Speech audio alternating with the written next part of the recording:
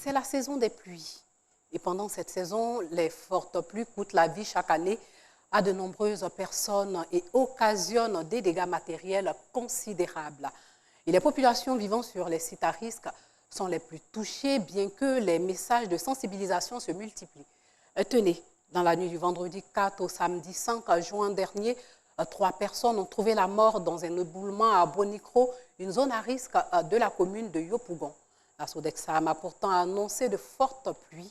Le dossier de l'ADE produit par Georgette Ido se penche sur la question du départ volontaire des personnes qui vivent dans les zones à risque. Yopougon Bonikro. Ici, la famille Doumbia est encore sous le choc.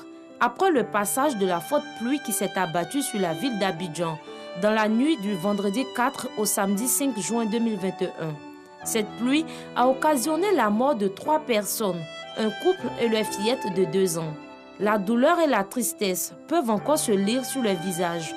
Yacouba Doumbia, membre de la famille, revient sur les circonstances du drame. Dans la nuit du vendredi, samedi, on était couchés. Il y a eu éboulement. C'est venu tomber ici, maison de mon oncle, avec sa femme, leur fille de 2 ans.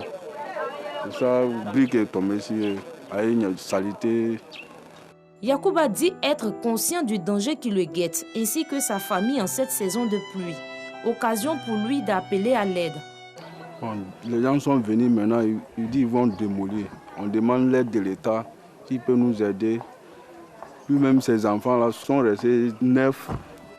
Comme la famille Doumbia, les pluies diluviennes ont endeuillé plusieurs familles en 2020 et ont causé assez de dégâts matériels. Seydou a perdu 5 membres de sa famille l'année dernière dans l'éboulement de terre survenu dans la commune d'Aniama, au nord d'Abidjan. Assis dans son canapé ce mercredi 9 juin, soit 1 an après le drame, Seydou regarde sur son smartphone les photos de ses défunts enfants. Leurs souvenirs appellent des larmes.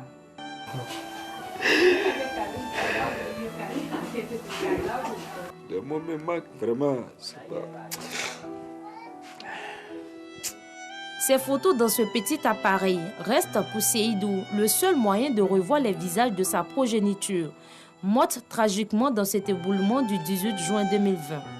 Voilà, tous les enfants sont partis. C'est ça là seulement qui me reste dans la maison. Tout le monde est parti. J'ai dit ma maison, vraiment il y a l'obscurité dedans. La pluie a fait des dégâts. Vraiment, ça m'a rendu la vie difficile, franchement dit. À Anyama-Djamé, nouveau quartier, nous retrouvons Maurice Sanogo, un autre sinistré d'Anyama Derrière-Aïe. C'est ici qu'il vit depuis le sinistre. Sanogo, lui, a été sauvé de justesse dans cet éboulement. Par contre, sa femme et ses 3 garçons ont péri dans l'incident. La pile, là, elle a gâté ma vie. Il a gâté tout ma chose dedans, à la maison même. Bon, j'ai perdu toutes les choses. Au pire, j'ai perdu mon enfant. Au pire, j'ai perdu 3 enfants sur les champs. Même à l'heure actuellement, je ne sens pas bien. Au pire, moi, je suis seul encore. Toujours, ma maison là, je vis ici, je suis débrouillé ici. Mais ma maison là est vide. Il n'y a rien dedans. Les constructions dans les zones inondables sont légion à Abidjan. Malgré ce malheur qui a fait plus de 17 morts, on note encore une présence des populations dans ces zones à risque. On nous avait tous chassés après le drame qui a secoué notre quartier l'année passée. Mais comme nous ne savons pas où partir, nous sommes revenus dans notre quartier à Anyama Derrière-Aïe. Dispersés à travers le district d'Abidjan, les sinistrés d'Anyama Derrière-Aïe se sont donné rendez-vous ce jour à l'initiative de leur président pour sensibiliser les populations encore présentes dans les zones à risque. Je suis venu, il a dit maintenant, quand quitter dans la riche, il ne faut pas qu'ils vont regarder la vie comme ça. Ce qui est derrière, c'est plus grave. 17 morts là, il y a une famille qui a 5 dedans. Sa femme a fait 4 enfants.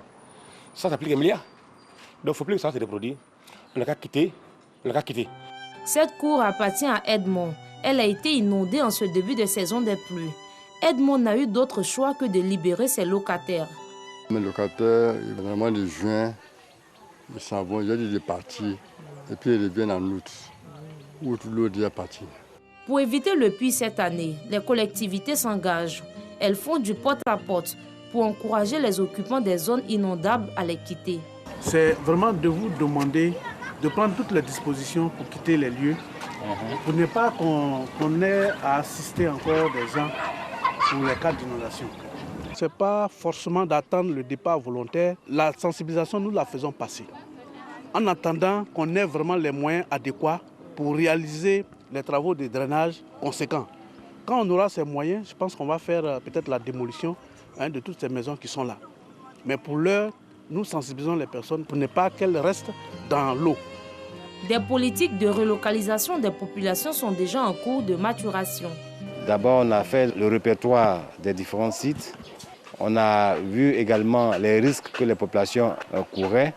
Et puis, on a également identifié, pour en tout cas la plupart du temps, les zones où on pouvait les recaser, c'est-à-dire les églises, les mosquées, les espaces de jeu en cas d'inondation. Selon l'ONPC, Office national de la protection civile, 47 zones à risque ont été identifiées dans 11 communes du district d'Abidjan. Des travaux d'assainissement ont déjà été lancés. Et il faut dire que tous les acteurs, chacun dans son travail habituel, parce que c'est un travail habituel, l'ONAD fait son travail, l'ONPC fait son travail, les structures, le ministère de l'Entretien routier fait son travail habituel. Et c'est dans cette coordination-là que l'ONPC agit, intervient. L'ONPC appelle l'attention de toutes ces structures pour que les travaux soient exécutés et n'aient pas de conséquences sur la population. Toutefois, l'ONPC se veut ferme. Les populations dans les zones inondables doivent anticiper leur départ avant une phase de répression. Nous avions l'obligation de préserver les vies et les biens. Et quand cela s'impose, nous n'hésitons pas. D'ailleurs, lors des visites qui se sont déroulées, nous avions des habitations à détruire, nous avions des installations à détruire et nous allons les détruire parce que les ministères concernés ont reçu des instructions de les détruire. La ville d'Abidjan a enregistré plus d'une vingtaine de morts dues aux inondations en 2020. Un bilan qui en appelle à la vigilance de tous. Voilà, c'est tout pour ce soir. Portez-vous bien.